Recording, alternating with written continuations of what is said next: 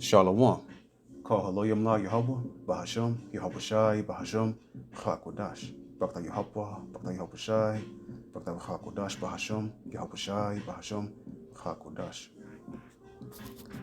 Shalom and double honors to the elder apostles of Great Millstone. Shalom to the elder bishops and the elders in the Akim and the Akwath of the hopeful elect. Shalom. Just want to go into a quick video to put to bed in death the false doctrine of we're supposed to only eat fruits and vegetables. There's all manner of evil, wicked, bugged out heretics and false spiritual men, because the law is spiritual and they're not keeping any commandments, right? But they go by vegetarians and fruitarians that only eat fruit. And I just get tired of seeing all these new health guys, health nuts that try to meat shame. People that eat meat and say it's like we're not supposed to eat meat, but all throughout the scriptures, it's lawful. And the most righteous men throughout, Israel's history, they've eaten meat. Now, there's nothing wrong with eating vegetables. If you want to go on a cleanse, a bodily cleanse, right, for your digestive system, and then for your cells in your body to to cleanse itself and purify itself, and heal itself, and for the body to heal itself, that's cool. But you don't want to make it a spirituality and a philosophy, as if you're something righteous because you don't eat meat. So, because like I say, it's you can use it. You can strategically, temporarily, be a vegetarian and a fruitarian, right? And abstain from meats for a period of time so the body can heal if you have some kind of ailments. That's a great strategic tool for health purposes and healing. But like I say, meat is lawful and okay to eat meat if you want. So anybody that comes and try to, bring you that bugged out philosophy, you won't be confused about it. If you not really sure about it. So we'll start in Genesis chapter 1. And this is like the main verse that these bug outs try to use to say that we're only supposed to eat fruit or, and vegetables. So right here, Genesis 1:29, and Yahweh said, "Behold, I have given you every herb bearing seed, which is upon the face of all the earth." So fruits, a fruit from a vegetable, because only fruits have seeds. Vegetables don't. That's how you differentiate. So an avocado, which was thought to, I thought it was a vegetable, but found out, because it has a seed, it's a fruit. But reading on, which is upon the face of all the earth, and every tree, and the which is the fruit of a tree yielding seed. To you it shall be for meat. But this is merely because when you read a few verses up, this is after the Most High created man, And so what happened is the Most High is just, man was devoid of knowledge about the earth that he was just created in. So the Most High was just teaching them up, like, this is going to be for meat right here. And, just putting them up on game on what he can eat, and that this is fruit, and you can eat it for your body, for nourishment. But, animals, we can eat that as well. They just put this put this precept here in a vacuum, and create a whole doctrine and spirituality and philosophy that's bugged out, and it's just incorrect. So going to Genesis 27, and this is our forefather right here. This is our the progenitor of the 12 tribes of Israel, Jacob. He loved eating meat, because he had that pot of he had that stew that he was cooking up with meat in it, and it was bloody. Why was it bloody? Because it had animal meat in it. If it was unlawful to eat, then it would have been, he would have been sinning, but he wasn't. And he sold, and that's how he got that birthright from Esau, through that meat that he was cooking. And so we'll drop down to verse 7. So Jacob called, we'll read verse 6.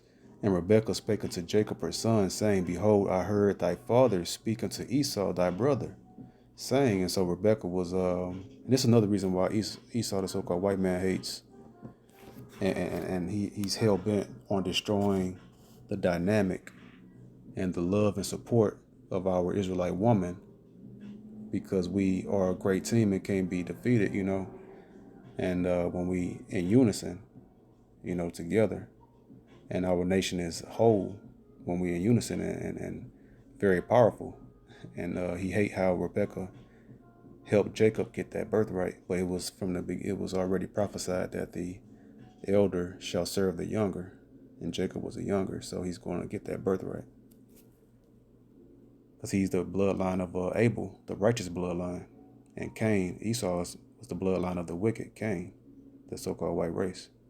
So reading on, it says, Behold, I heard thy father speak unto Esau thy brother, saying, Bring me venison and make me savory meat. So venison is like deer meat and wild game that they call it today, caught out there in the wild.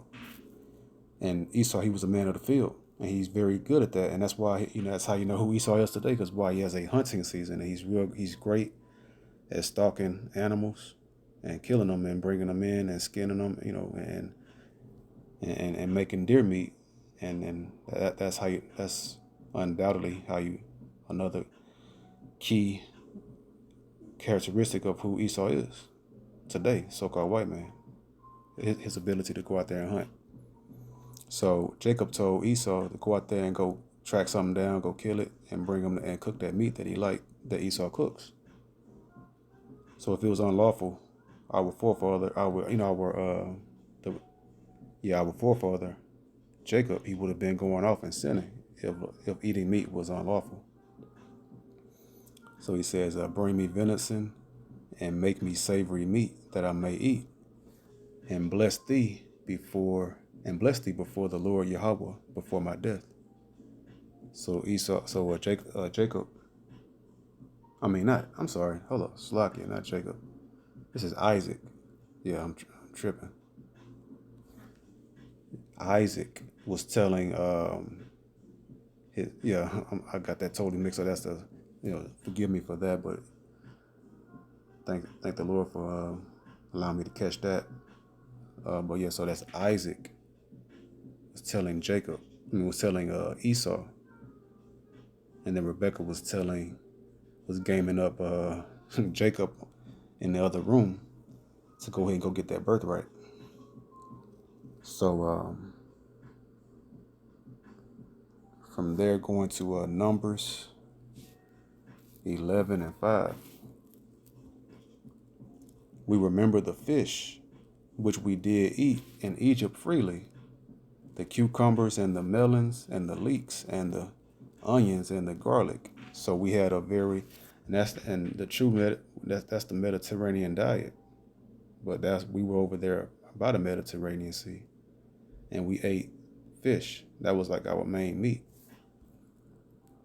And so this was during the Exodus, when the Israelites were in captivity under the Egyptians, and the Most High freed us in the great Exodus from Egypt, right? And we were in the wilderness, and the ungodly Israelites were complaining and being ungrateful and unappreciative of the Most High guiding them to the Promised Land. And so they was just reminiscing on thinking they had it better in captivity. Same way, that's how you know who the Israelites are today, because they love their oppressor and they love America. You can't tell them nothing about America, and they can't see anything else but America. When we tell them that we're from Israel and we trying to go back home by repenting and returning to the Most High spiritually, to get to have the second Exodus happen when Yahweh sends his right arm, Yahweh Shah, to redeem us out of modern day Egypt and Babylon the Great, modern day Babylon. So it says, we remember the fish which we did eat in Egypt freely, the cucumbers and the melons and the leeks and the onions and the garlic. So we ate, fish was the primary meat, and we had a nice balanced diet, a nice healthy balanced diet, because fish is a very light meat, and it's great for the digestive system. It's light and easy to digest, tastes great, and that's my preferred meat as well. As I'm about to wean off of this turkey meat, I stay away from that red meat. That's terrible on the digestive system. It's heavy. There's nothing wrong with it. It has health properties, but it's pretty heavy, hard on the digestive system. So even this turkey meat I feel it's heavier on me. So I'm going to go ahead and get off that turkey meat and go strictly to fish. But so if it was unlawful to eat fish, that's what we were eating. And then I believe that was one of the plagues that the Most High sent Israel in the wilderness, that all that fish up to their eyes, right? That's scary when you think about it. But Most High was like, okay, you want to complain and you want that fish? I'll give it to you where it's coming out your ears, right? So fish was unlawful, meat was unlawful, Israel wouldn't be having that as their diet, because we had the oral tradition passed down before we had it written on tablets from the Most High, given to Moses.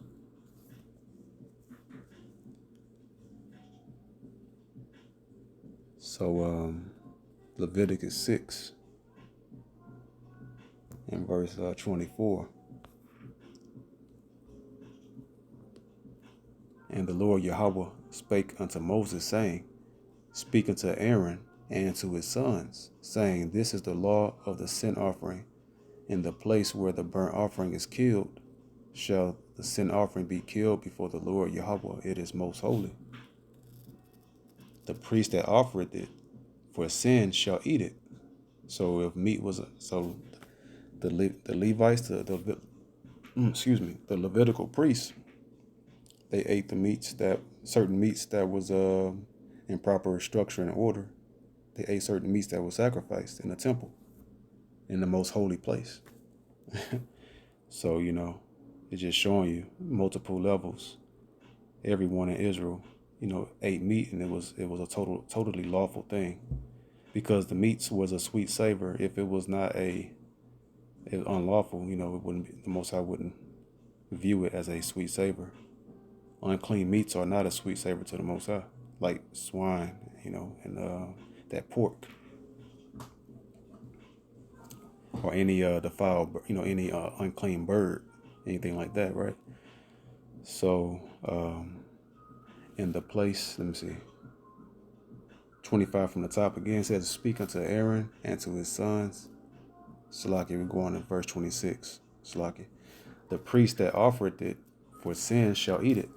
In the holy place shall it be eaten, in the court of the tabernacle of the congregation.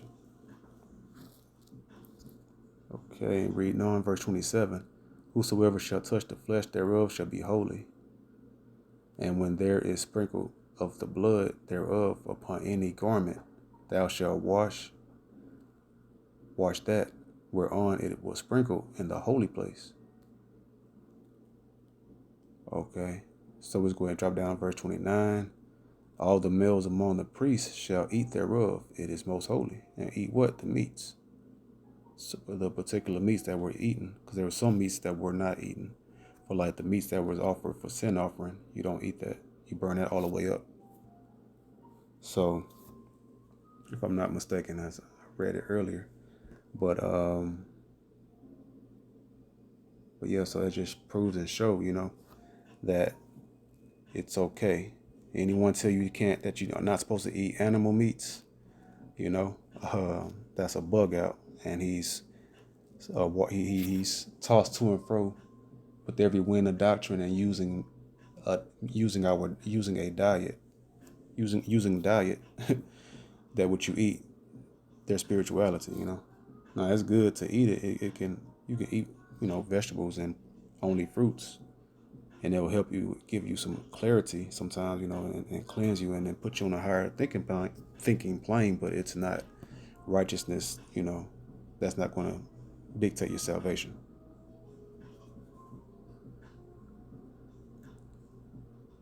keeping the commandments and having faith first and foremost in Yahweh and Yahweh Shai is what's going to justify you. The just shall live by their faith and rehearse the righteous acts of the commandments. Let's see. So now we'll go to Leviticus 11:1 and see the title right there. I don't even have to read anything else. It says laws about animals for food. So, they say you can't eat animals, but right here, our laws in Leviticus 11, it's the key chapter here. Laws about animals for food. Verse 1, and the Lord Yahweh spake unto Moses and to Aaron, saying unto them, speak unto the children of Israel, saying, these are the beasts which ye shall eat among all the beasts that are on the earth. Whatsoever parteth the hoof and is cloven-footed and cheweth the cud among the beasts, that shall ye eat. So, and this is going to the Most High giving them the game on what animals are clean and what animals are unclean. Even creeping things you can eat. And so drop down to verse 9. These shall ye eat of all that are in the waters. Whatsoever hath fins and scales in the waters, in the seas, and in the rivers, them shall ye eat. So the land animals and the water animals, the Most High was given the knowledge and the wisdom and understanding of what animals to eat. So if it was unlawful, the Most High would not be telling. The Most High is infinitely righteous. He's not going to give commandments that's unrighteous of what to do. So, like, catfish don't have fins. Doesn't have scales. That's unlawful. Fishes like cod, salmon, these types of fish here. And do your research, on every fish to make sure that they have scales. Because scales is it's like a bodily armor for fish in the sea, so parasites and different, bacteria won't attach to their bodies and it'll infect you. It's to protect us, right? That's why the Most High told us, certain things to eat, because he's trying to protect us from the unclean animals. And they have their purpose, but they're like, garbage disposals and the cleanup crew of the earth, like the pigs and then the crabs and shrimps and the catfish, in the waters.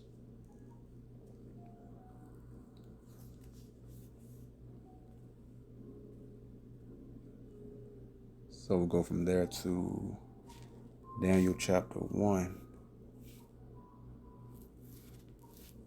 and verse 8. But Daniel purposed in his heart that he would not defile himself with the portion of the king's meat, nor with the wine which he drank. Therefore he requested the prince of the eunuchs, that he might not defile himself. So we just read in the book of the law that it's lawful to eat meat, right? So why would eating meat now in the Babylonian captivity, eating the Babylonian king's meat that he prepared for dinner and everything, right? Why would that defile him if we can eat meat? It's not eating meat is what's going to defile him. It's the type of meat. And it was unclean meats. And then, give me 1 second. Okay, Salakia. So, right here, we go to the text commentaries. Right here is David Guzik. He was a scholar that could share information that's tangible that he could research. So right here it says B right there says that he might not defile himself. And this is going to the breakdown of it. Daniel and his friends considered, and that's going into the other 3 Israelites that was in captivity with him, that was elevated to a high position within the captivity. So Daniel and his friends considered the king's food defiled for at least 3 reasons. First, it undoubtedly was not kosher. So that's the goofy Edomite way of the little hats that stole our identity. They call it kosher, but it's just lawful. The lawful and unlawful meats. So first, it undoubtedly was unlawful. Second, it was probably sacrificed to idols. We can't eat that, right? Because that's the first commandment. Thou shalt not have any gods before me. And that's false idols. Idols. Third, eating the king's food implied fellowship with Babylon's cultural system. So it's just like today. So basically, just if an Israelite is eating with heathen and eating everything they're eating, like octopus, oysters, all these unclean, unlawful animals, and swine and pork and bacon, pork bacon, and you can find far better bacon, turkey bacon with the thick cut, tastes great, and then beef bacon as well. But Esau, he makes unclean, unlawful things a delicacy and makes it a fad and cool. So if you're eating like the Babylons, like they say, when in Rome, do as the Romans do. So that means that you are accepting and you are in league with the heathen when you're eating the same diet of the heathen. The diet of a heathen is abominable. So, by eating that would be meaning that he would be in consent, with the culture of the Babylonians, of the ancient Babylonians. Same way 2/3 are in league with the modern day Babylonians, the Edomites, and Babylon the Great here in America.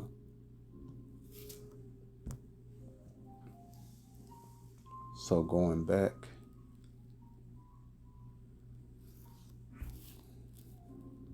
verse 9. Okay, let's go to verse, let's go to the Good News Translation real fast.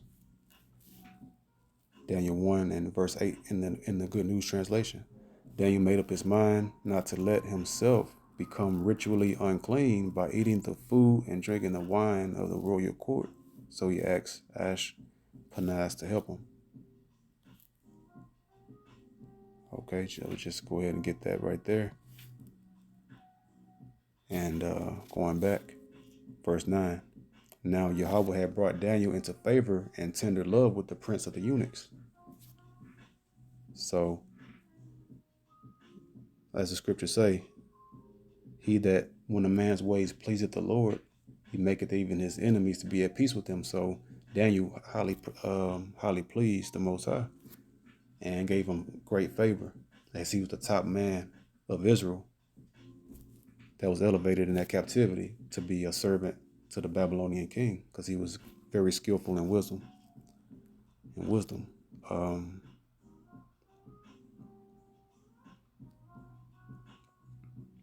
So verse 10, and the prince of the eunuchs said unto Daniel, I fear my lord the king, who hath appointed your meat and your drink. So the eunuch didn't want to do that. He didn't want to not give him that meat that the king appointed for Daniel and the other three Israelite brothers to eat. It says, for why should he see your faces worse liking than the children which are of your sort? So Daniel was a young man, and so he felt that his countenance and his look would decrease if he didn't eat the meats that the king gave him. Then shall ye make me endanger my head to the king, so he would get beheaded. If Daniel started to look weak and began withering because he wasn't properly eaten, as what he think. Verse 11. Then said Daniel to Melzar, whom the prince of the eunuchs had set over Daniel, Hananiah, Mishael, and Azariah. Verse 12, prove thy servants, I beseech thee, 10 days, and let them give us post to eat and water to drink. So Daniel was like, okay, all right, we'll just go ahead and try us out for 10 days. Let us go ahead and not eat that and give us post to eat. And that post is going into vegetables as sown. So he said, give them fresh vegetables and we'll eat that, and let us do this for 10 days. And then we'll prove, see how it works. Then let's see, verse 13, then let our countenances be looked upon before thee, and the countenance of the children that eat of the portion of the king's meat, And as thou seest, deal with thy servant. So he said, then deal with us after 10 days if, you come to the conclusion after this trial period here, and compare us with those, heathen guys that was eating, the Babylonians that was eating the abominable meats. Verse 14, so he consented to them in this matter and proved them 10 days. And at the end of 10 days, their countenance appeared fairer and fatter in flesh than all the children which did eat the portion of the king's meat. And that shows, abstaining from unclean meats. This was a strategic, tactic that Daniel used to get to maneuver around eating unclean meats and defiling himself.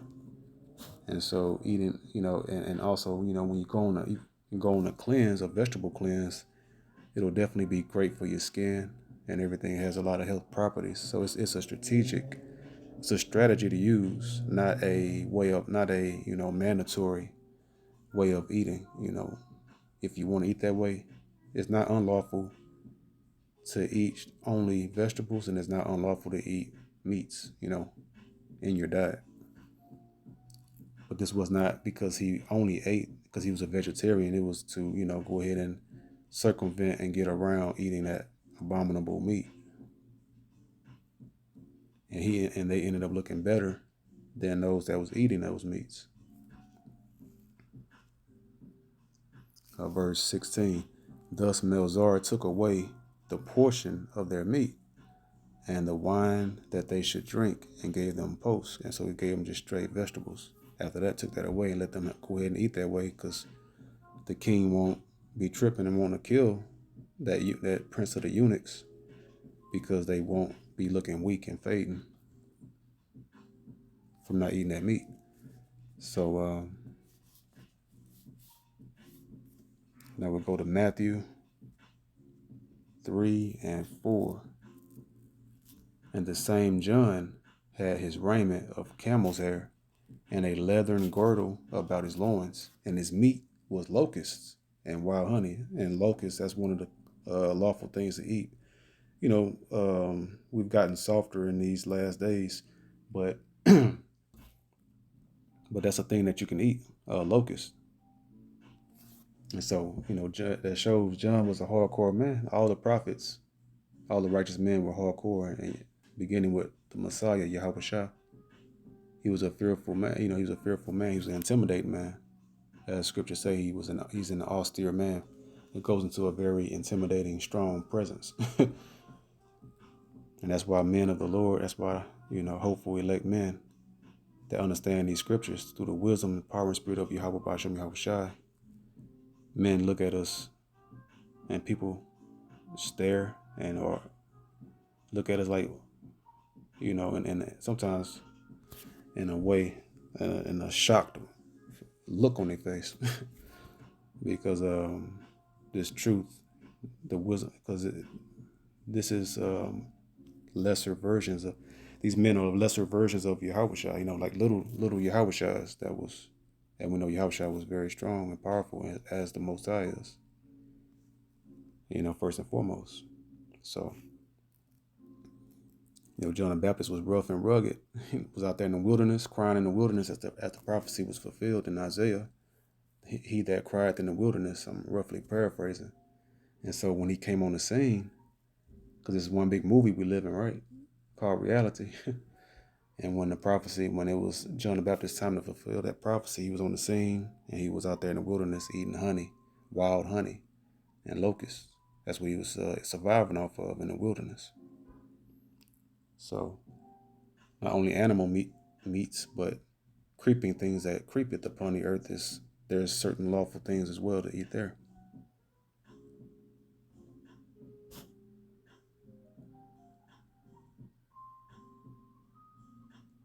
And so going to Luke 24 and verse 14. And they talked together of all these things which happened. Oh, hold up. Verse 41. Saw that backwards. Verse 41. And while they yet believed not for joy and wondered, he said unto them, have ye here any meat? The Messiah was asking the disciples if they had caught anything on the while they were fishing.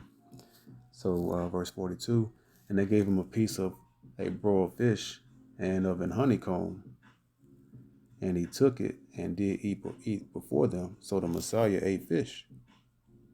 So he's the beacon, and he's our light. He's the light of the he's the true light, the one and only light of Israel. Because he's our head.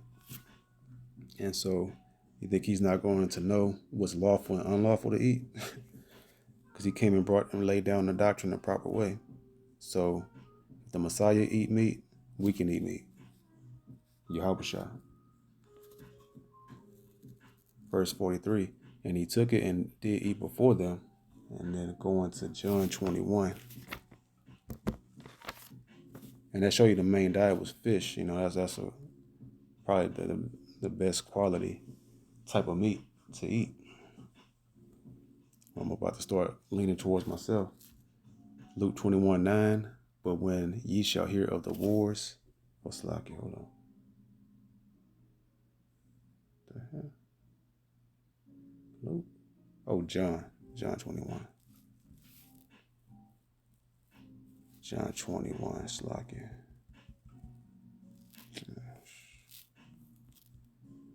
John 21, verse 9. As soon then as they were come to land, they saw a fire of coals there, and fish laid thereon, and bread. Dropping down to verse 12. Yahushua saith unto them, come and dine. So come and eat this fish and bread here. So once again, if meat is unlawful and unrighteous and non-spiritual, it wouldn't be okay to eat it. The Messiah knows better than any of us under Yahweh, right? And none of the disciples durst ask him. That means that goes into dare. They wouldn't dare ask him.